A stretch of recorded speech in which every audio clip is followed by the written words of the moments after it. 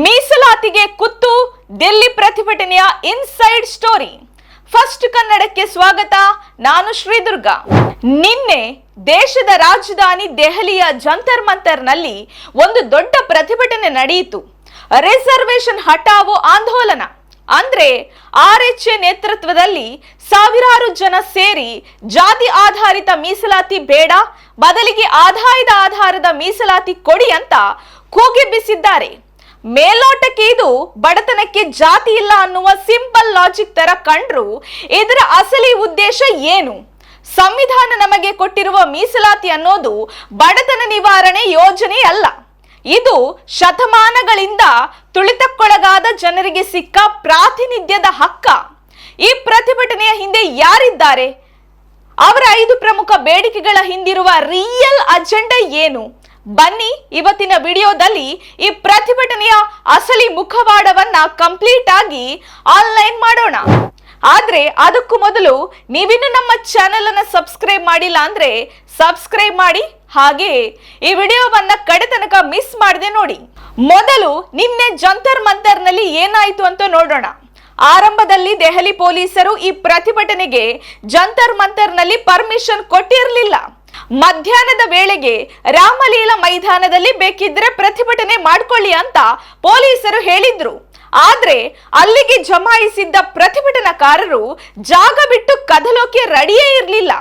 ಪೊಲೀಸರು ಮತ್ತು ಪ್ರತಿಭಟನಾಕಾರರ ನಡುವೆ ಸಾಕಷ್ಟು ಹೊತ್ತು ಟೆನ್ಷನ್ ಕ್ರಿಯೇಟ್ ಆಯ್ತು. ಕೊನೆಗೆ ಮಧ್ಯಾಹ್ನ 2 ಗಂಟೆ ಸುಮಾರಿಗೆ ಬ್ಯಾರಿಕೇಡ್ಗಳನ್ನ ಸರಿಸಿ ಜಂತರ್ ಮಂತರ್ ಪ್ರೊಟೆಸ್ಟ್ ಸೈಟಿಗೆ ಎಂಟ್ರಿ ಕೊಟ್ರು.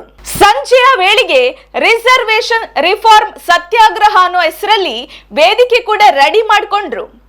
UGC ನಿಯಮಗಳನ್ನ ಹಿಂಪಡೆಯಿರಿ ಅಂತ ಘೋಷಣೆಗಳನ್ನ ಕೂಗಿದ್ರು. ಅಷ್ಟಕ್ಕೂ ಈ ಪ್ರತಿಭಟನೆಯಲ್ಲಿ ಭಾಗವಹಿಸಿದ್ದು ಯಾರು ಗೊತ್ತಾ? ಕರ್ನಿ ಸೇನಾ ಮತ್ತು ಬಿಹಾರದ ಕುಖ್ಯಾತ ರಣಬೀರ್ ಸೇನಾ ಸೇರಿದಂತೆ ಸಾಮಾನ್ಯ ವರ್ಗವನ್ನು ಪ್ರತಿನಿಧಿಸ್ತೀವಿ ಅನ್ನುವ ಹಲವಾರು ಸಂಘಟನೆಗಳ ಕಾರ್ಯಕರ್ತರು. ಈ ರಿಸರ್ವೇಶನ್ ಹಟಾವೋ ಆಂದೋಲನ ಸರ್ಕಾರಕ್ಕೆ ಇಟ್ಟಿರುವ 5 ಪ್ರಮುಖ ಬೇಡಿಕೆಗಳು ಏನು ಅನ್ನೋದನ್ನ ಗಮನಿಸೋಣ. ಮೊದಲನೆಯದು, ಸಾಮಾಜಿಕ ಆರ್ಥಿಕ ವರ್ಗಗಳ ಬದಲು ಕೇವಲ ಆದಾಯದ ಮಾನದಂಡದ ಮೇಲೆ ಮೀಸಲಾತಿ ಕೊಡಿ ಅನ್ನೋದು. ಎರಡನೆಯದು, ಒಂದು ಕುಟುಂಬಕ್ಕೆ ಒಂದೇ ಮೀಸಲಾತಿ. ಮೂರನೆಯದು, ಅರ್ಹ ಅಭ್ಯರ್ಥಿಗಳು ಸಿಗದೆ ಖಾಲಿ ಉಳಿಯುವ ಮೀಸಲು ಹುದ್ದೆಗಳನ್ನ ರಿವರ್ಸ್ ಮಾಡಿ ಜನರಲ್ ಕೆಟಗರಿಗೆ ಕೊಡಿ ಅನ್ನೋದು. ನಾಲ್ಕನೆಯದು, ಮೀಸಲಾತಿಗೆ ಗರಿಷ್ಠ 50ರ ಮಿತಿಯನ್ನು ಯಾವುದೇ ಕಾರಣಕ್ಕೂ ಹೆಚ್ಚಿಸಬಾರದು ಮತ್ತು ಯಾವುದೇ ಪೊಲಿಟಿಕಲ್ ಪಾರ್ಟಿಗಳು ಮೀಸಲಾತಿ ಹೆಚ್ಚಿಸ್ತೀವಿ ಅಂತ ಪ್ರಾಮಿಸ್ ಮಾಡಬಾರದು. ಐದನೆಯದು, ಮೀಸಲಾತಿಗೆ ಒಂದು ಕೊನೆ ದಿನಾಂಕ ನಿಗದಿಪಡಿಸುವ ಸನ್ಸೆಟ್ ಕ್ಲಾಸ್ ಜಾರಿಗೆ ತನ್ನಿ ಅನ್ನೋದು. ಈಗ ಸ್ವಲ್ಪ ಯೋಚನೆ ಮಾಡಿ, ಖಾಲಿ ಉಳಿದ ಬ್ಯಾಕ್ಲಾಗ್ ಹುದ್ದೆಗಳನ್ನ ರಿವರ್ಸ್ ಮಾಡಿ ಅಂದ್ರೆ ಏನು ಅರ್ಥ? ಹಿಂದುಳಿದ ವರ್ಗಗಳಿಗೆ ಸಿಗಬೇಕಾದ ಉದ್ಯೋಗಗಳನ್ನ ಕಿತ್ತುಕೊಳ್ಳುವುದು ಎಂದರ್ಥವಲ್ಲವೇ? ಹಾಗೆ ಸನ್ಸೆಟ್ ಕ್ಲಾಸ್ ಹಾಕಿ ಮೀಸಲಾತಿಯನ್ನ ಶಾಶ್ವತವಾಗಿ ನಿಲ್ಲಿಸಿ ಅನ್ನುವ ಇವರ ಡಿಮ್ಯಾಂಡ್ಗಳ ಹಿಂದಿರೋದು ಸುಧಾರಣೆಯ ಮನಸ್ಥಿತಿಯ ಅಥವಾ ಮೀಸಲಾತಿಯನ್ನೇ ಬುಡಮೇಲು ಮಾಡುವ ಪ್ರಯತ್ನವ? ಪ್ರತಿಭಟನೆಯಲ್ಲಿ ಯಾರ್ಯಾರು ಏನು ಮಾತನಾಡಿದ್ರು ಅನ್ನೋದನ್ನ ನೋಡೋಣ. ಬಿಹಾರದ ರಣಬೀರ್ ಸೇನಾ ಲೀಡರ್ ಅಲೋಕ್ ಪ್ರತಾಪ್ ಸಿಂಗ್ ಹೇಳ್ತಾರೆ, ಮೀಸಲಾತಿ ಅನ್ನೋದು ರಾಜಕೀಯದ ಪ್ರತಿ ಕ್ಷೇತ್ರದ ಮೇಲೂ ಕೆಟ್ಟ ಪರಿಣಾಮ ಬೀರುತ್ತಿದೆ. ಬಡತನಕ್ಕೆ ಜಾತಿ ಇಲ್ಲ, ಹಾಗಾಗಿ ಜಾತಿ ಬಿಟ್ಟು ಆದಾಯದ ಮೇಲೆ ಮೀಸಲಾತಿ ಕೊಡಿ ಅಂತ.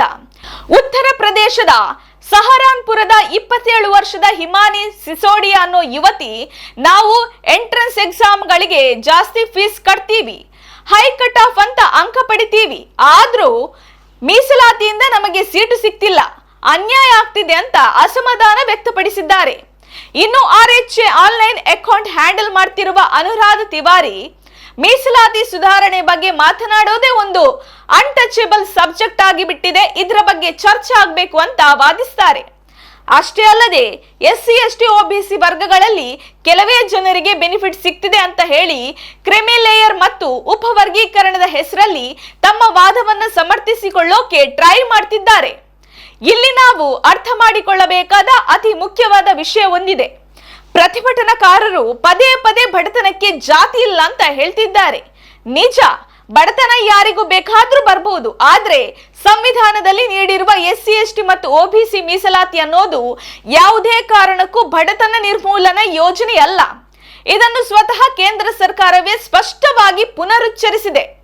ಮೀಸಲಾತಿಯ ಮೂಲ ಉದ್ದೇಶ ಸಾವಿರಾರು ವರ್ಷಗಳಿಂದ ಜಾತಿಯ ಕಾರಣಕ್ಕಾಗಿ ಸಾಮಾಜಿಕವಾಗಿ, ಶೈಕ್ಷಣಿಕವಾಗಿ ದೂರವಿಡಲಾದ ಸಮುದಾಯಗಳಿಗೆ ಆಡಳಿತ, ಶಿಕ್ಷಣ ಮತ್ತು ಅಧಿಕಾರದಲ್ಲಿ ಸಮಾನ ಪ್ರಾತಿನಿಧ್ಯತೆ ಕಲ್ಪಿಸುವುದು. ಜನರಲ್ ಕ್ಯಾಟಗರಿ ವಿದ್ಯಾರ್ಥಿಗಳಿಗೆ ಸೀಟು ಸಿಗ್ತಿಲ್ಲ, ಉದ್ಯೋಗ ಸಿಗ್ತಿಲ್ಲ ಅಂದ್ರೆ ಅದಕ್ಕೆ ಕಾರಣ ದೇಶದಲ್ಲಿ ಸರಿಯಾದ ಸರ್ಕಾರಿ ಉದ್ಯೋಗಗಳ ಸೃಷ್ಟಿಯಾಗದಿರುವುದು ಮತ್ತು ಶಿಕ್ಷಣ ಸಂಸ್ಥೆಗಳ ಕೊರತೆಯೇ ಹೊರತು ಮೀಸಲಾತಿ ಅಲ್ಲ. ಆಡಳಿತ ವ್ಯವಸ್ಥೆಯಲ್ಲಿ ಎಲ್ಲಾ ಸಮುದಾಯಗಳ ಭಾಗವಹಿಸುವಿಕೆ ಇರಬೇಕು ಅನ್ನುವ ಸಂವಿಧಾನದ ಆಶಯವನ್ನ ಕೇವಲ ಆರ್ಥಿಕ ಮಾನದಂಡಕ್ಕೆ ಇಳಿಸುವುದು ಸಾಮಾಜಿಕ ನ್ಯಾಯದ ಕಲ್ಪನೆಗೆ ವಿರುದ್ಧವಾದದ್ದು. ಈ ಪ್ರತಿಭಟನೆ ಎಷ್ಟು ದಿನ ನಡೆಯುತ್ತೆ ಅನ್ನೋದಕ್ಕೆ RH ಬಳಿ ಯಾವುದೇ ಕ್ಲಿಯರ್ ಉತ್ತರವಿಲ್ಲ. ಇದು ಸಾಮಾನ್ಯ ವರ್ಗದ ಜನರ ಸ್ವಯಂ ಸ್ಫೂರ್ತ ಚಳುವಳಿ.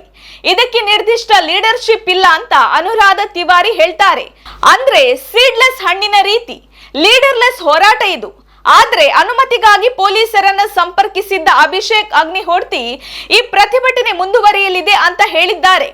ಸೋಷಿಯಲ್ ಮೀಡಿಯಾದಲ್ಲಿ ಕ್ಯಾಂಪೇನ್ ಮಾಡಿಕೊಂಡು ಹಿಂದುಳಿದ ವರ್ಗಗಳ ಹಕ್ಕುಗಳ ಮೇಲೆ ಸವಾರಿ ಮಾಡಲು ಹೊರಟಿರುವ ಈ ಚಳುವಳಿ ದೇಶದ ಸಾಮಾಜಿಕ ಸಾಮರಸ್ಯವನ್ನು ಹಾಳು ಮಾಡುವ ಅಪಾಯವನ್ನು ಹೊಂದಿದೆ. ಸರ್ಕಾರಕ್ಕೆ ಅಧಿಕೃತ ಮನವಿ ಸಲ್ಲಿಸ್ತೀವಿ ಅಂತ ಹೇಳ್ತಿರುವ ಈ ಗುಂಪುಗಳು ಜಾತಿ ವ್ಯವಸ್ಥೆ ಇವತ್ತಿಗೂ ಜೀವಂತವಾಗಿದೆ ಅನ್ನುವ ಕಟು ಸತ್ಯವನ್ನ ಮರೆಮಾಚಲು ಪ್ರಯತ್ನಿಸುತ್ತಿವೆ.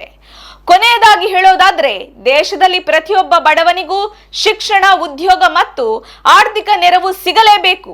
ಅದರಲ್ಲಿ ಎರಡು ಮಾತಿಲ್ಲ. ಅದಕ್ಕಾಗಿ ಸರ್ಕಾರಗಳು ಹೆಚ್ಚು ಉದ್ಯೋಗ ಸೃಷ್ಟಿ ಮಾಡಬೇಕು, ಉಚಿತ ಗುಣಮಟ್ಟದ ಶಿಕ್ಷಣ ಕೊಡಬೇಕು.